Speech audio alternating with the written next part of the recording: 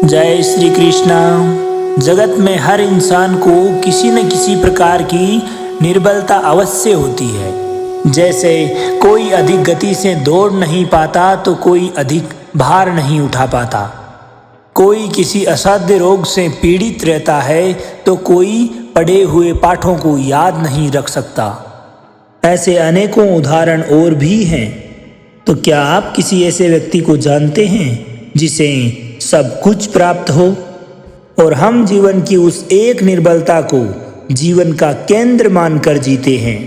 इस कारणवश हृदय में दुख और असंतोष ही रहता है सदा। निर्बलता मनुष्य को जन्म से अथवा किसी संजोग से प्राप्त होती है, परंतु उस निर्बलता को मनुष्य का मन अपनी मर्यादा बना लेता है। किंतु कुछ व्यक्ति ऐसे भी होते हैं जो अपने पुरुषार्थ और श्रम से उस निर्बलता को परास्त कर देते हैं। क्या भेद है उनमें और अन्य लोगों में? क्या आपने इसका कभी विचार किया है? बिल्कुल सरल सा उत्तर है इस प्रश्न का।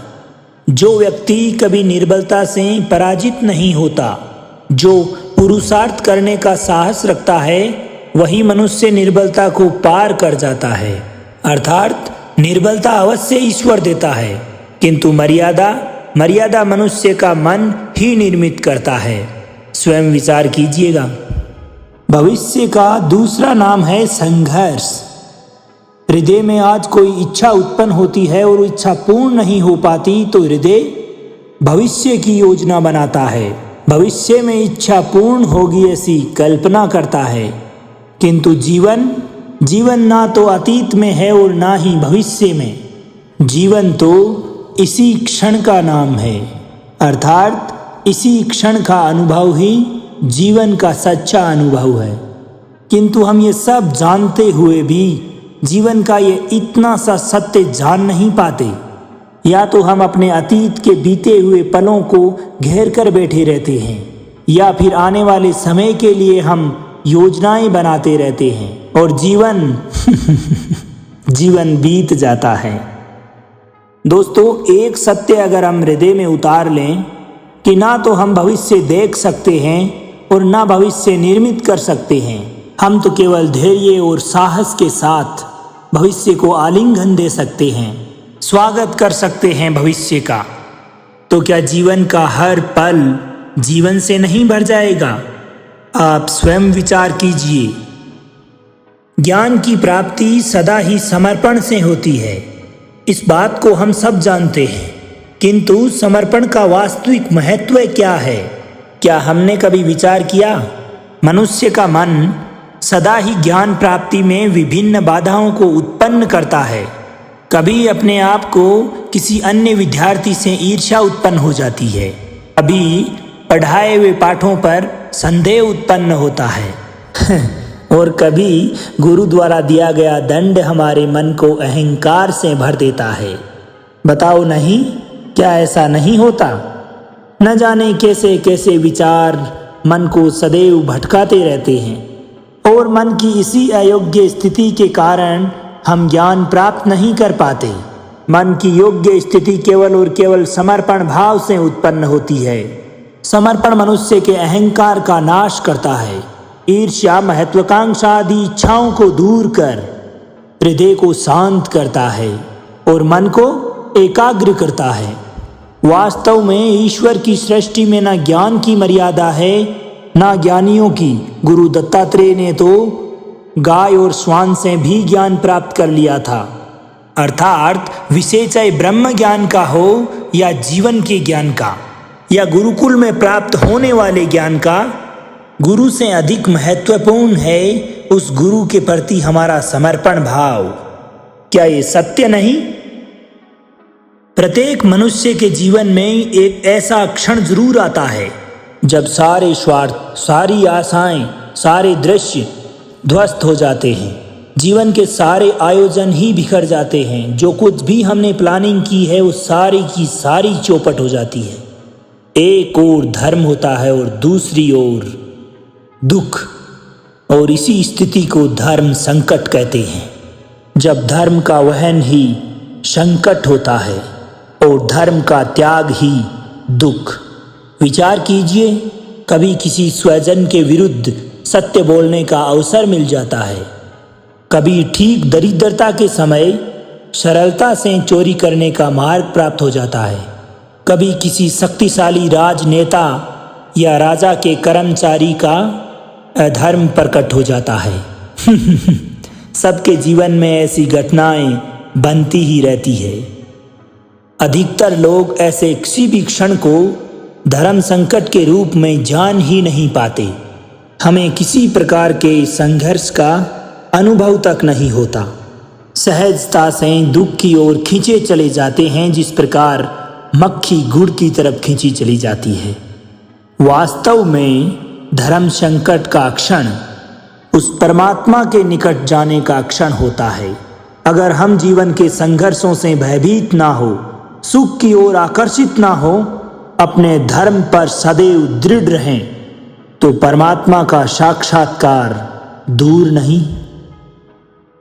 पवन से युद्ध करने वाला पत्ता अगर पेड़ से गिरता है तो भी आकाश की ओर उड़ता है। पवन से उठने वाली धार वहीं जमीन पर रह जाती है। अर्थात धर्म संकट से अगर हम संकट को ही टाल दें तब सुख तो मिलता है, जीवन बढ़ता है, किंतु क्या चरित्र नहीं टूटता? क्या आत्मा दरिद्र नहीं हो जाती? क्या ईश्वर से अंतर नहीं हो जाता? स्वयं विचार कीजिए। दो व्यक्ति अगर निकट आते हैं तो एक दूसरे के लिए सीमाएं और मर्यादाएं नियुक्त करने का प्रयास अवश्य करते हैं। हम अगर अपने सारे संबंधों पर विचार करें तो देखेंगे इन सारे संबंधों का आधार यही सीमाएं हैं जो हम निर्मित करते हैं। और अगर अनजाने में भी कोई अन्य व्यक्ति इन सीमाओं को तोड़ता है तो उसी क्षण हमारा हृदय क्रोध से भर जाता है। इन सीमाओं का वास्तविक रूप क्या है? क्या हमने इस पे कभी विचार किया? सीमाओं के द्वारा हम दूसरे व्यक्ति को निर्णय करने की अनुमति नहीं देते, बल्कि अपना निर्णय उस व्यक्ति पर थोपते हैं। अर्थात किसी की स्वतंत्रता का अस्वीकार करते हैं। और जब किसी की स्वतंत्रता का अस्वीकार किया जाता है तो उसका हृदय दुख से भर जाता है। और ऐसी स्थिति में जब वह व्यक्ति सीमाओं को तोड़ता है उस स्थिति में हमारा हृदय क्रोध से भर जाता है। क्या ऐसा नहीं होता? किंतु अगर एक दूसरे की स्वतंत्रता का अगर सम्मान किया जाए तो किसी मर्यादाओं अथवा सीमाओं की आवश्यकता ही नहीं होती। अर्थात जिस प्रकार स्वीकार किसी संबंध का ध्येय है, तो क्या वैसे ही स्वतंत्रता किसी संबंध की आत्मा नहीं हो सकती? स्वयं विचार कीजिए। सबके जीवन में ऐसी स्थिति अवश्य आती है जिस वक्त सत्य कहने की इच्छा होती है, किंतु मुख से सत्य निकल नहीं पाता। कोई न कोई भय मन को घेर लेता है। किसी भी घटना अथवा प्रसंग के बारे में बात करना या फिर स्वयं के द्वारा कोई भूल हो जाए उसके बारे में बोलना, क्या ये सत्य है? नहीं, ये तो केवल तथ्य है। अर्थात जैसा हुआ था वैसा केवल बोल देना सामान्य सी बात है, किंतु कभी कभी उस तथ्य को बोलते हुए भी भय लगता है। कदाचित किसी दूसरे की भावनाओं का विचार आता है मन में। आपके कुछ कहे जाने से दूसरे को भय होगा, ये विचार भी आपके शब्दों को निकलने से रोकता है। तो ये सत्य क्या है? क्या हमने इस पर कभी विचार किया है? जब भय रहते हुए भी कोई व्यक्ति तथ्य बोलता है तो वो सत्य कहलाता है। वास्तविकता में अगर देखा जाए तो सत्य कुछ और नहीं बल्कि निर्भयता का एक दूसरा नाम है। और निर्भय होने का कोई समय नहीं होता, क्योंकि निर्भयता हमारी आत्मा का स्वभाव है। अर्थात क्या प्रत्येक क्षण सत्य बोलने का समय नहीं होता? स्वयं विचार कीजिए। श्रेष्ठता का क्या अर्थ है? श्रेष्ठता का अर्थ है कि दूसरों से अधिक ज्ञान अर्जित करना। अर्थात मूल्य इस बात का नहीं कि स्वयं ने कितना ज्ञान अर्जित किया, बल्कि मूल्य इस बात का है कि प्राप्त किया हुआ ज्ञान अन्य लोगों से कितना अधिक है। अर्थात श्रेष्ठता की इच्छा ज्ञान प्राप्ति को भी एक स्पर्धा बना देती है, कंपटीशन बना देती है। और किसी भी स्पर्धा में विजय अंतिम कब होती है? कुछ समय के लिए तो श्रेष्ठ बना जा सकता है, परंतु सदा सदा के लिए कोई श्रेष्ठ नहीं होता। और फिर वही असंतोष, पीड़ा, परेशानियां, दुख, जिनसे संघर्ष जन्म लेता है। किंतु अगर हम श्रेष्ठ बनने की बजाय अगर उत्तम बनने की चेष्टा करें तो क्या होगा? उत्तम का अर्थ है यानी कि जितना प्राप्त करने योग्य है वो सारा प्राप्त कर लेना, किसी से अधिक पाने की इच्छा से नहीं, मात्र आत्मा की तृप्ति हेतु कुछ प्राप्त करने की इच्छा। उत्तम के मार्ग पर किसी दूसरे से प्रतिस्पर्धा नहीं होती, स्वयं अपने आप से स्पर्धा होती है। अर्थात उत्तम बनने वाले को देर अंधेर सारा ज्ञान प्राप्त हो जाता है और बिना प्रयत्न के ही वो श्रेष्ठ बन जाता है। किंतु जो व्यक्ति केवल श्रेष्ठ बनने की भागदौड़ में लगा रहता है, वो श्रेष्ठ बने या ना बने उत्तम कभी नहीं बन पाता। अब तय आपको करना है कि श्रेष्ठ बनना है अथवा उत्तम, निर्णय आपका है। सूत्रों और पूर्व आभासों के आधार पर हम भविष्य में प्राप्त होने वाले सुख दुख की कल्पना करते हैं। भविष्य के दुखों को मिटाने के लिए, दूर करने के लिए हम आज योजना बनाते हैं। किंतु कल के संकट को यदि आज निर्माण करने के लिए हमें लाभ मिलता है या हानि प्राप्त होती है, यह प्रश्न हम कभी नहीं करते।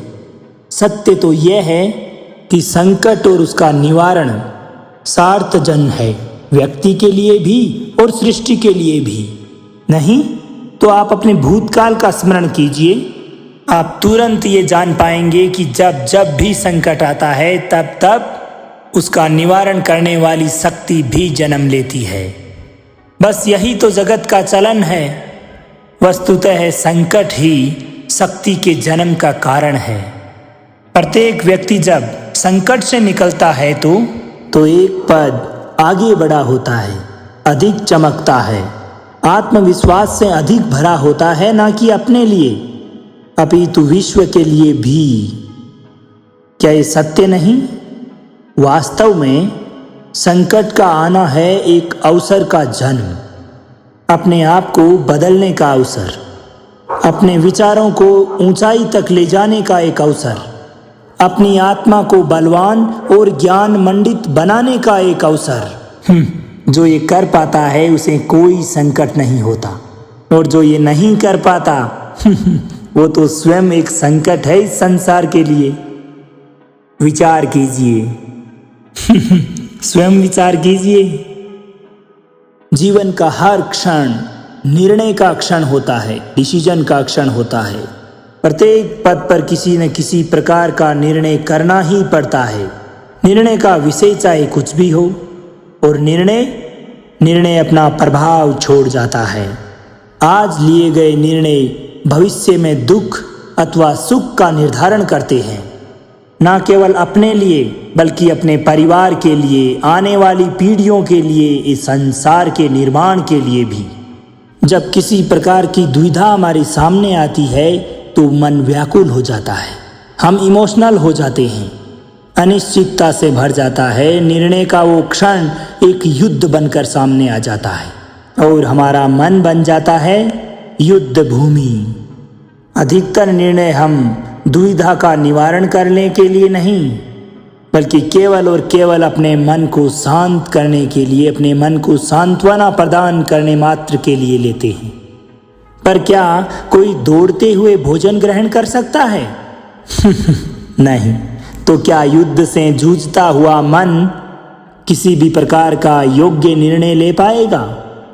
वास्तव में व्यक्ति जब शांत मन से अगर कोई निर्णय करता है तो वह अपने लिए सुखद भविष्य का निर्माण करता है।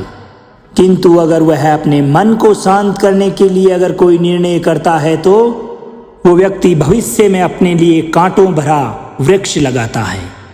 आप स्वयं विचार कीजिएगा, अपने जीवन में आने वाले संघर्षों के लिए यदि मनुष्य अपने आप को योग्य नहीं मानता, जब उसे अपने ही बल पर विश्वास नहीं रहता, सेल्फ कॉन्फिडेंस अगर व्यक्ति खो देता है, उस स्थिति में वो व्यक्ति सद्गुणों को त्याग कर दुर्गुणों को अपनाता है। वस्तुतः है मनुष्य के जीवन में दुर्जनता जन्म ही उसी वक्त लेती है जब उसके अंतर में आत्मविश्वास नहीं रहता, अपना सेल्फ कॉन्फिडेंस वह खो देता है। यह आत्मविश्वास ही है जो आपकी अच्छाई को धारण करता है। अब आत्मविश्वास की बात आती है तो यह आत्मविश्वास है क्या? What is self confidence? जब मनुष्य ये मानता है कि जीवन का संघर्ष उसे अपने आप में दुर्बल बना रहा है, तो उसे अपने आप पर विश्वास नहीं रहता। वो उस संघर्ष से लड़कर पार जाने की बजाय उस संघर्ष से छूटने के उपाय ढूंढने लगता है। वस्तुतः उसके मन में भय उत्पन्न होता है। लेकिन अगर वह व्यक्ति यह सोचने लग जाए कि यह संघर्ष उसको मजबूत बनाता है, ठीक उसी प्रकार जैसे व्यायाम करने से हमारे शरीर की शक्ति बढ़ती है, तो प्रत्येक संघर्ष के साथ उसका उत्साह बढ़ता है और आत्मविश्वास भी बढ़ता है। अर्थात आत्मविश्वास और कुछ भी नहीं, अपने मन की स्थिति, जीवन को देखने का दृष्टिकोण मात्र है। और अपने जीवन को देखने का दृष्टिकोण तो मनुष्य के अपने हाथ में होता है ना। हम जैसा दृष्टिकोण रखेंगे वैसा ही जीवन देखने लगेंगे। तो स्वयं विचार कीजिए कैसे अपने सेल्फ कॉन्फिडेंस को इंक्रीज करना है। एक पिता सदा ही अपनी संतान के सुख की कामना करता रहता है, उनके भविष्य की चिंता करते रहते हैं। इसी कारणवश वह अपनी संतान के भविष्य का मार्ग स्वयं निश्चित करने का प्रयास करता रहता है। जिस मार्ग पर पिता स्वयं चला है, जिस मार्ग के कंकर पत्थरों को उसने स्वयं देखा है, महसूस किया है, मार्ग की धूप, मार्ग की छांव को स्वयं जाना है, और उसी मार्ग पर उसका पुत्र भी चले, निश्चित रूप से यही इच्छा रहती है हर पिता की। निसंदेह उत्तम भावना है ये। किंतु 3 प्रश्नों पर विचार करना हम भूल ही जाते हैं। कौन से 3 प्रश्न? प्रथम प्रश्न, क्या समय के साथ प्रत्येक मार्ग बदल नहीं जाते? क्या समय सदा ही नई चुनौतियों को लेकर नहीं आता? तो फिर बीते हुए समय के अनुभव आप नई पीढ़ी को किस प्रकार दे सकते हैं? दूसरा प्रश्न, क्या प्रत्येक संतान अपने माता पिता की छवि होता है? जी हाँ, संतानों को संस्कार तो अवश्य माता पिता प्रदान करते हैं, किंतु भीतर की क्षमता तो ईश्वर देते हैं। तो जिस मार्ग पर पिता को सफलता मिली है, विश्वास है कि उसी मार्ग पर उसकी संतानों को सफलता और सुख की प्राप्ति होगी। तीसरा प्रश्न, क्या जीवन के संघर्ष और चुनौतियां लाभकारी सिद्ध नहीं होती? क्या प्रत्येक नया प्रश्न एक नए उत्तर का द्वार नहीं खोलता? तो फिर संतानों को नए नए प्रश्नों, संघर्षों और चुनौतियों से दूर रखना, यह उनके लिए लाभ करना कहलाएगा या हानि पहुंचाना? अर्थात जिस प्रकार संतान के भविष्य का निर्माण करने की बजाय उसके चरित्र का निर्माण करना श्रेष्ठ है, वैसे ही अपनी संतानों का जीवन निश्चित करने की बजाय उन्हें नए संघर्षों के साथ जूझने का मनोबल व ज्ञान प्रदान करना अधिक लाभदायक नहीं सिद्ध होगा। स्वयं विचार कीजिए, मनुष्य की सबसे बड़ी दुर्बलता क्या होती है? सोचिए, धन, प्रेम, अहंकार। मनुष्य की सबसे बड़ी दुर्बलता होती है उसके रहस्य, उसके जीवन के सीक्रेट्स। चाहे आप कितने ही शक्तिशाली क्यों न हो, कितने ही प्रबल क्यों न हो, परंतु उसके रहस्य उसके नाश की चाबी होती है। इसलिए जीवन में अगर प्रबल रहना है, शक्तिशाली रहना है, सामर्थ्यवान रहना है, तो अपने रहस्यों को किसी के साथ भी साझा ना करें, किसी को भी ना बताएं, ना ही मित्र को और ना शत्रु को, क्योंकि समय बदलते समय नहीं लगता, तो कब कौन मित्र शत्रु हो जाए इसका कोई अंदाजा नहीं लगाया जा सकता। विभीषण को रावण के अमृत कुंड का ज्ञात था, यानी कि विभीषण को ये पता था कि रावण की नाभि में अमृत कुंड है और उस अमृत कुंड पे अगर प्रहार किया जाए तो रावण को अवश्य मारा जा सकता है। और यही बात वो प्रभु राम के साथ साझा करते हैं और भगवान श्री राम इसी वजह से रावण का वध करने में सक्षम हो पाते हैं। इसलिए उचित यही है कि आप अपने रहस्य को स्वयं तक ही सीमित रखें। मनुष्य जीवन की परीक्षा में सफल होने के लिए क्या कुछ नहीं करता, वह परिश्रम करता है, दौड़ भाग करता है, और ये सब करने के बाद भी अगर उसकी बात ना बने तो फिर वो नकल करता है ना। तनिक लौटिए अपने बचपन में और स्मरण कीजिए अपने बचपन की स्मृतियों का। क्या स्मरण हुआ? विद्यालय में जब आप परीक्षा देने जाते थे तो क्या घटित होता था, याद कीजिए। आप ना सही परंतु कोई न कोई सफलता हासिल करने के लिए नकल अवश्य करता था और उत्तीर्ण भी हो जाता था, है ना। परंतु जीवन की परीक्षा ऐसी नहीं होती, इसमें नकल करने वाला सफल नहीं होता। कारण यह कि विद्यालय में सभी के प्रश्न पत्र एक समान होते थे, किंतु जीवन के प्रश्न पत्र और उनकी कठिनाई सबके लिए भिन्न भिन्न होती है, तो निश्चित रूप से उनके उत्तर भी भिन्न होंगे ना। इसलिए अगर आपको जीवन में सफलता प्राप्त करनी है तो नकल मत कीजिए, स्वयं के प्रश्नों का उत्तर स्वयं ढूंढिए और सफलता आपकी ही होगी। मनुष्य का जीवन हार और जीत, विजय और पराजय, सफलता और असफलता के मध्य झूलता रहता है। आपके साथ में भी ऐसा होता होगा, है ना। जब आप सफल होते हैं, किसी चुनौती पर विजय पाते हैं, कोई चैलेंज आपने एक्सेप्ट किया और उस पर आपने विजय हासिल की, तो आपका मन स्वतः ही प्रसन्नता से गदगद हो उठता है ना। आनंद के उपवन में झूमने लगता है। और इसी के विपरीत अगर आप अपने चैलेंज को पूरा करने में असफल होते हैं या मिली हुई चुनौतियों को पूरा नहीं कर पाते, तब वही मन दुख और पीड़ा के सागर में डूबने लगता है। ऐसा ही होता है ना। परंतु देखा जाए तो वास्तविकता में सफलता और असफलता है क्या? तनिक ध्यान से सोचिए, यह केवल हमारी मन स्थिति मात्र है। ध्यान देना इस बात पर कि हमारी पराजय उस वक्त नहीं होती जिस वक्त हमारा शत्रु हमारे पे विजय हासिल करता है। हमारी पराजय उस वक्त होती है जब हम पराजय स्वीकार कर लेते हैं।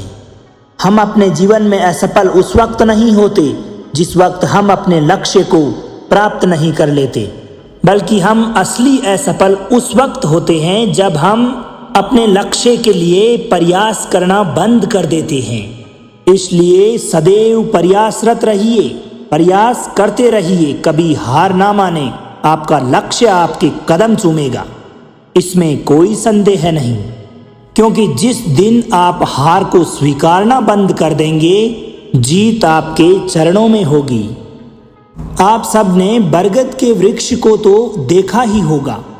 क्या आपको ज्ञात है बरगद के वृक्ष के बीज का आकार राई से भी छोटा होता है, परंतु फिर भी बरगद का वृक्ष संसार के महाकाय वृक्षों में गिना जाता है।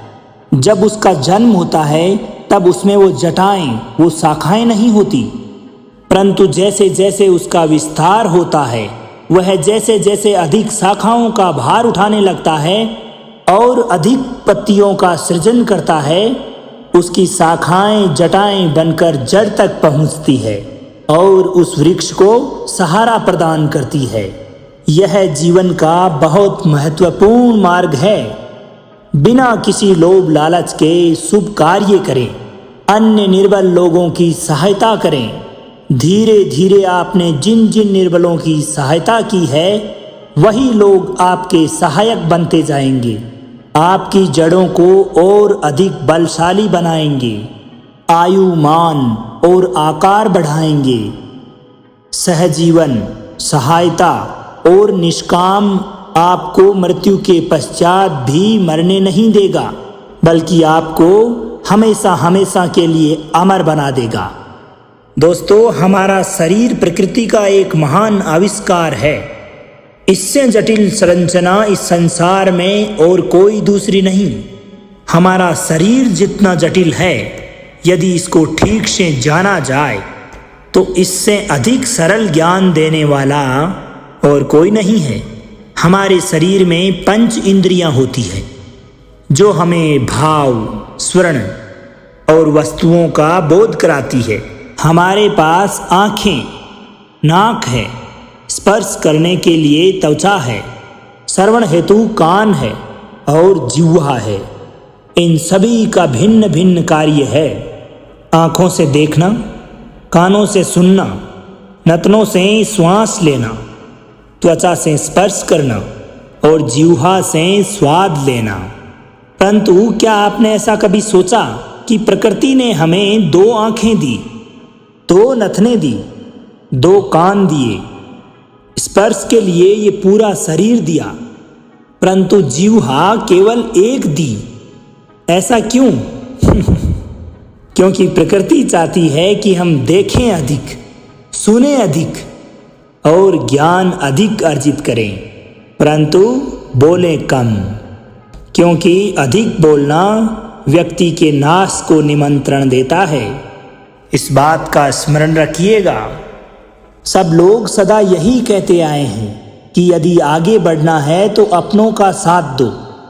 सत्य कहते हैं, अपनों का साथ देना ही चाहिए, परंतु साथ देने से पूर्व यह अवश्य पहचान लेना चाहिए कि अपने हैं कौन। वास्तविकता में हम जिनका साथ दे रहे हैं वो अपने हैं भी या नहीं। क्या अपने वही होते हैं जिनके साथ हमारा रक्त संबंध होता है, या अपने मित्र? अपने वो होते हैं जो हमें सदैव सद्कार्य करने के लिए प्रेरित करते रहें, अच्छे कामों के लिए हमें सदैव मोटिवेट करते रहें। ऐसे लोग अपने होते हैं। जीवन में हमें आगे बढ़ने के लिए हमारा साथ दे। और वो जिनका साथ देने से समाज का नाश हो, धर्म की हानि हो, वो सगे होकर भी सगे नहीं होते।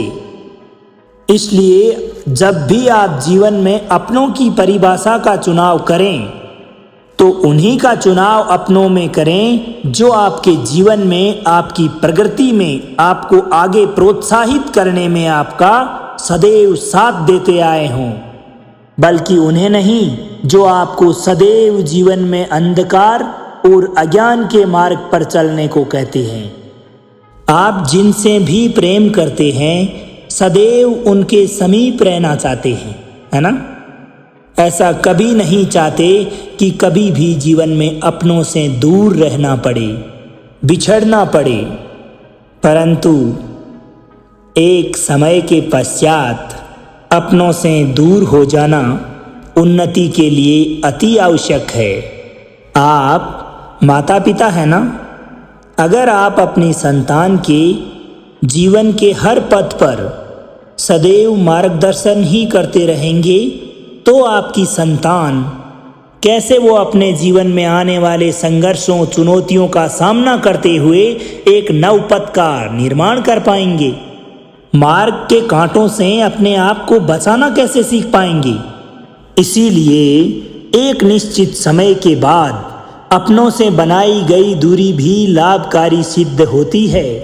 इसलिए सदैव अपनी संतान को इसी प्रकार से मोटिवेट करते रहें, इसी प्रकार का ज्ञान दें कि वह आपके द्वारा दिए गए संस्कारों पर चलते हुए अपने जीवन में आने वाली तमाम समस्याओं का स्वयं सामना करें और अपना मार्ग स्वयं चुनें। ऐसा करना ही आपकी संतान के लिए हमेशा लाभदायक रहता है। तो चलिए आज मैं आप सबको एक कथा सुनाता हूँ। एक दिन प्रातः सुबह जल्दी जल्दी एक व्यापारी अपने घर से निकला। घर से निकलते ही एक बिल्ली ने उस व्यापारी का मार्ग काट दिया। व्यापारी घबरा गया वह फिर से अपने घर लौट गया और शुभ घड़ी की प्रतीक्षा करने लगा।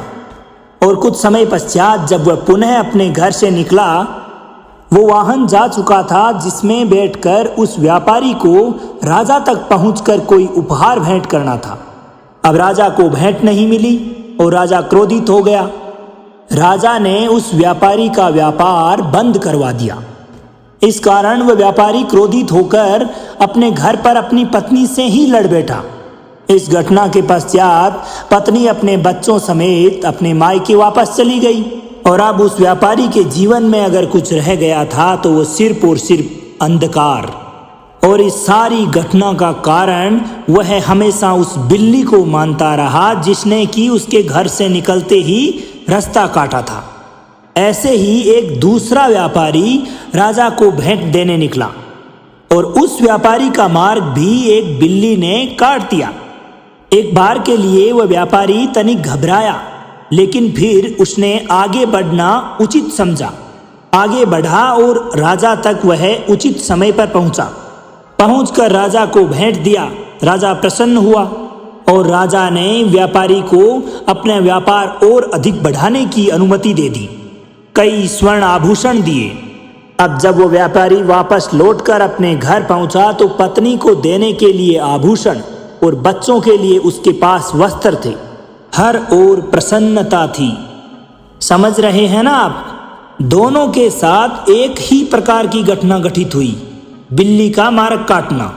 लेकिन एक ही घटना में दोनों की प्रतिक्रिया भिन्न भिन्न थी। तो दोस्तों, ऐसा ही हमारा जीवन भी है। हमारे जीवन में प्रारब्ध का अपना स्थान है, परंतु उससे भी कई अधिक महत्वपूर्ण है हमारी की गई प्रतिक्रिया, हमारी सोच का प्रभाव, क्योंकि यही हमारे जीवन को आकार प्रदान करते हैं। इसलिए अपनी सोच को सदैव सकारात्मक रखिए। आपका जीवन सदैव आनंदमय हो जाएगा। हम सभी मनुष्य अपने जीवन में सदैव कोई न कोई कार्य करते रहते हैं। अब कार्य करते हैं तो थकान की अनुभूति भी होती है, और अगर थकान ना उतरे तो आगे कार्य करने का मन नहीं होता। हम आशा करते हैं कि कदाचित एक दिवस में 24 की बजाय 26 घंटे होते तो आराम करने के लिए हमें और अधिक समय मिल जाता। हमें ऐसा अनुभव होता है कि हम बहुत अधिक कार्य कर रहे हैं, होता है ना? परंतु क्या आप लोगों ने सोचा कि जो लोग इस संसार में सफल हैं, उनके जीवन में भी सफल होने के लिए एक दिन में वही 24 घंटे थे जिनमें उन्होंने सफलता को हासिल किया। तो फिर भी वो सफल क्यों और हम असफल क्यों? इसका एक छोटा सा रहस्य है। वो उस कार्य का चयन करते हैं जो उन्हें प्रिय है, जिस कार्य को करने में उन्हें आनंद आता है। उन्हें यह लगता ही नहीं कि वह कोई कार्य कर रहे हैं। उन्हें बस यही अनुभूति होती रहती है कि वो सदैव प्रतिपल आनंद मना रहे हैं। और जब आप आनंद मनाते हो तो थकावट कैसी? इसलिए यदि आप जीवन में कोई भी कार्य करें तो वो आपके मन को भाना चाहिए, अथवा आप जो भी कार्य कर रहे हैं उसको आपके मन को भा जाने दो, और फिर देखो सफलता आपको मिलेगी। कभी सोचा है हमारे जीवन के बारे में? हमारा जीवन भी उस रेत के घड़े के समान है। जो रेत नीचे गिर चुकी है वो हमारा अतीत है, जो अब भी ऊपर है वह हमारा आने वाला भविष्य है, और वर्तमान यह संकुचित स्थल है जहां से धीरे धीरे करके रेत गिर रही है। अर्थात हमारे पास जीने के लिए बस यही एक क्षण है। अब उस क्षण का उपयोग किस प्रकार करना है यह हम पर निर्भर करता है। जो बीत चुका है उसका दुख मनाना है, या जो कुछ भी भविष्य में होने वाला है उसके लिए क्रोधित होना है। सब कुछ करने के लिए बस यही एक क्षण है। और अगर जीवन में प्रसन्न रहना है तो उसके लिए भी बस यही एक क्षण है। और इसी प्रकार प्रतीक्षा करते रहोगे तो यह क्षण भी एक दिन भूतकाल में बदल जाएगा इसलिए सदैव आनंद के लिए, परोपकार के लिए प्रतीक्षा ना कीजिए। आपके पास जो पल है उनका भरपूर सदुपयोग कीजिए, क्योंकि इस घड़ी को पलटकर आप समय अवश्य गिन सकते हैं, परंतु अपना बीता हुआ समय आप वापस नहीं लौटा पाएंगे। मनुष्य भी बड़ा विचित्र प्राणी है। अपने से नीचे के स्तर के लोगों को वह सदैव है दृष्टि से देखता है मतलब निम्न दृष्टि से। उनका सदैव उपहास उड़ाता है, मजाक करता रहता है उनकी। उन्हें बार बार कहता है कि तुम्हारा कुछ नहीं हो सकता, तुम भविष्य में कुछ नहीं कर पाओगे। जब मनुष्य के पास धन संपत्ति मान सम्मान होता है तो वह दूसरों का सम्मान नहीं करता, परंतु उस समय वह एक बात भूल जाता है कि उससे भी अधिक शक्तिशाली कोई और भी अस्तित्व में है, और वो है समय। Time is the most powerful in the world. Time, समय, काल की बराबरी कोई नहीं कर सकता। काल अपना चक्र कब बदलेगा यह कोई नहीं जानता। समय अपनी करवट कब लेगा यह कोई नहीं जानता। दोस्तों, कोयला भी समय के साथ साथ हीरे में परिवर्तित हो जाता है। इसलिए जीवन में कभी भी कैसे भी हालात में किसी का उपहास नहीं उड़ाना चाहिए। क्या पता काल कौन सा करवट बदले और आज हम जिनका उपहास उड़ा रहे हैं कल उन्हीं के उपहास का पात्र बन जाएं। कर्म, अभिमान और अहंकार ये तीनों सुनने में एक जैसे लगते हैं, परंतु तीनों का अर्थ भिन्न होता है और परिणाम भी। इन तीनों का ही प्रारंभ प्रेम से होता है, स्वयं से प्रेम। पर ये सब हमारे मन में गर्व को जन्म देता है और सफलता अभिमान जगाती है। यहाँ तक ठीक है, परंतु जब ये भावना अहंकार बन जाती है तब वह एक समस्या बन जाती है, क्योंकि सबसे बुरा अंत एक अहंकारी का ही होता है। परंतु मनुष्य के लिए पहेली यही है कि यह पहचान कैसे की जाए कि अभी अहंकार जग गया है और उसका दमन आवश्यक हो गया है। इसका उत्तर मैं नहीं, आपका मन देगा। जब तक आप स्वयं से प्रसन्न हैं, जब से आप अपने आप से ऊपर उठने का प्रयास कर रहे हैं, तब तक ठीक है।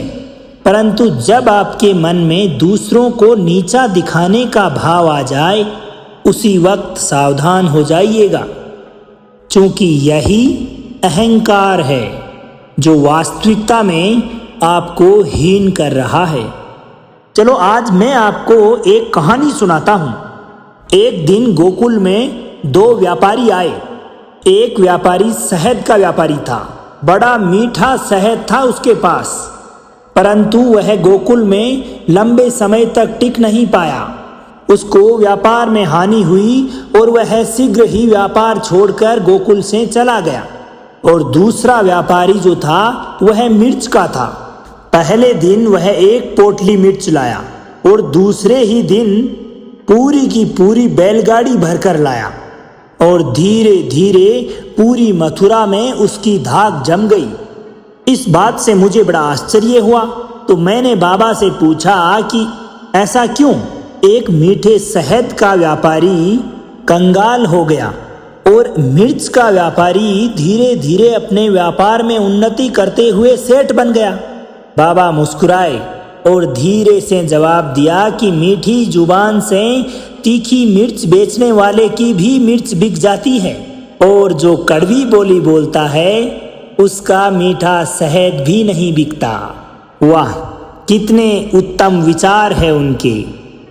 और उचित ही है, मनुष्य अपने जीवन में सदैव अपने वचनों से ही ऊपर उठता है और अपने वचनों से ही गिरता है।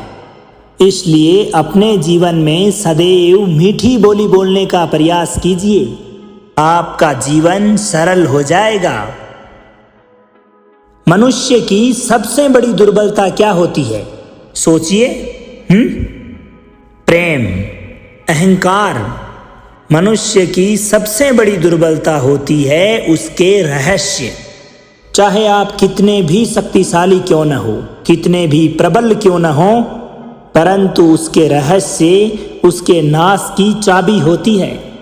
इसलिए प्रबल रहना है, शक्तिशाली रहना है, सामर्थ्यवान रहना है तो अपने रहस्यों को किसी को भी ना बताएं, ना मित्र को और ना ही शत्रु को, क्योंकि समय के साथ कब कौन मित्र शत्रु हो जाए ऐसा कहना संभव नहीं। विभीषण को रावण के अमृत कुंड का पता था, इसी कारण वह जब राम के साथ मिल गया तो वही अमृत कुंड की सूचना उन्हें भगवान श्री राम को दी और उसी रहस्य को जानने के पश्चात प्रभु श्री राम ने रावण का वध किया। इसलिए कोई भी रहस्य हो कभी भी किसी के साथ साझा ना करें। रहस्य ही आपकी बर्बादी की एक मुख्य चाबी होती है। दोस्तों, युवावस्था भी हमारे जीवन का कितना सुंदर काल होता है ना।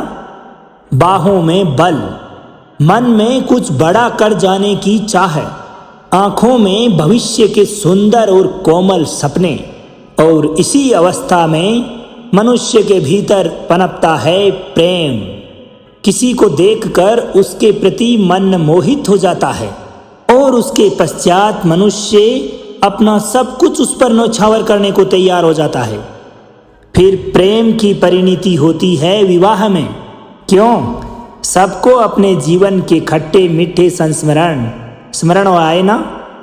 परंतु यहीं से अधिकतर माता पिता और संतान के मध्य विचारों का विरोध शुरू हो जाता है।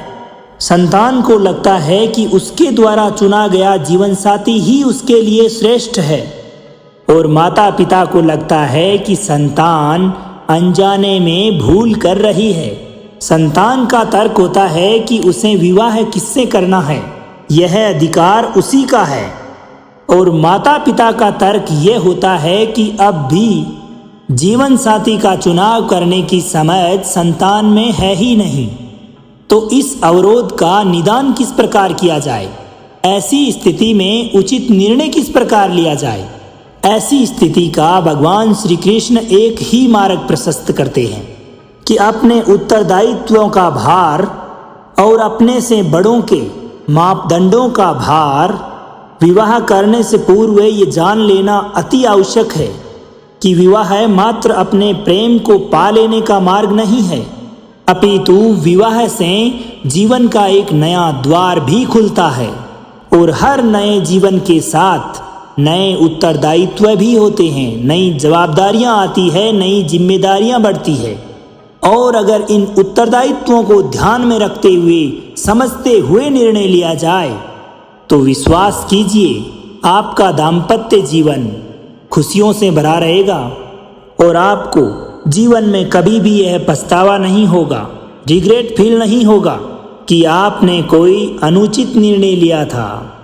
सागर का जल जब वाष्प बनकर उड़ता है तब हमें दिखाई नहीं देता। मेघ उस जल को अपने भीतर समा लेते हैं, लंबी यात्रा करते हैं, प्रयास करते हैं कि वो जल सदैव उनके भीतर ही छिपा रहे। परंतु जब वायु का वेग उन्हें उड़ाकर किसी बड़े पर्वत से ले जाकर टकरा देता है तब उन मेघों को बरसना ही पड़ता है, क्योंकि यही नियति है, इसी का नाम प्रकृति है। क्योंकि जल को अंततः सागर में जाकर मिलना ही है। ठीक ऐसा ही हमारे साथ भी होता है। हम सत्य को अपने मन के मेघों में चाहे जितना छुपाने की कोशिश करें, परंतु समय की आंधी उसे वास्तविकता के पर्वत से ले जाकर टकरा कर हमारे समक्ष ले ही आती है। जिस भय अथवा डर के कारण आप उस सत्य को सामने नहीं लाना चाहते, एक दिन वही डर, वही भय आपके सामने साक्षात आकर खड़ा हो जाता है और उस स्थिति में फिर हम लाचार हो जाते हैं, क्योंकि हमने उस भय से सामना करने की तैयारी नहीं की होती है। इसलिए दोस्तों, सत्य से कभी भागे नहीं, उसका डटकर मुकाबला करें, उसे छिपाएं भी नहीं, उसका स्वीकार करें। ऐसा करने पर आप भविष्य में उत्पन्न होने वाली बड़ी विपत्ति से बच जाएंगे। कभी कभी आप सभी के जीवन में एक ऐसी विचित्र समस्या अवश्य आती है कि शक्तिशाली के समक्ष मौन हो जाना। जब भी कोई आपसे अधिक शक्तिशाली आपके समक्ष होता है तो आप अपने आप को मौन कर लेते हैं, क्योंकि उस समय उस शक्तिशाली से विवाद करने से बचने के कारण आप मौन रह जाते हैं। मान लिया कि ऐसा करने से आप एक विवाद से तो बच जाते हैं, एक संघर्ष से अपने आप को बचा लेते हैं, परंतु ऐसा बचाव उसी समय एक बड़े संघर्ष को जन्म दे देता है। अब आप पूछोगे कैसे? क्योंकि ऐसी स्थिति में हमारा मौन रह जाना अनजाने में उसका समर्थन बन जाता है। उसको ये लगने लगता है कि यह मेरा सपोर्ट कर रहा है, मैं जो भी कार्य कर रहा हूँ इसके लिए यह व्यक्ति अपनी मौन की चुप्पी के साथ यह मेरा समर्थन कर रहा है, और उसे अपने कार्य को करने में और अधिक बढ़ावा मिलता है, और इस प्रकार वह अपने आप को और अधिक शक्तिशाली महसूस करता है। और यहीं से, इसी समय से ही हमारा दमन शुरू हो जाता है। एक के बाद एक हम निरंतर अन्याय में सम्मिलित होते चले जाते हैं। तो अब इसका तोड़ क्या है? इस बात को जानने के लिए यह जानना अति आवश्यक है कि वह कौन सी बात है जो आपको उसका विरोध करने से रोकती है। ये उस सामने वाले की शक्ति नहीं है जो आपको रोकती है, ये आपके मन के भीतर छिपा आपका भय है जो आपको उसका विरोध करने से रोकता है। आपका डर ही उसका मनोबल बढ़ाता है, और ये आपका डर ही है जो कि आपको उसके सामने संघर्ष करने के लिए कमजोर महसूस करवाता है। हाँ, कभी कभी भय आपकी सुरक्षा अवश्य कर सकता है, परंतु साथ साथ यह भी जानना जरूरी है कि यह भय ही है जो आपको मौन रख रहा है।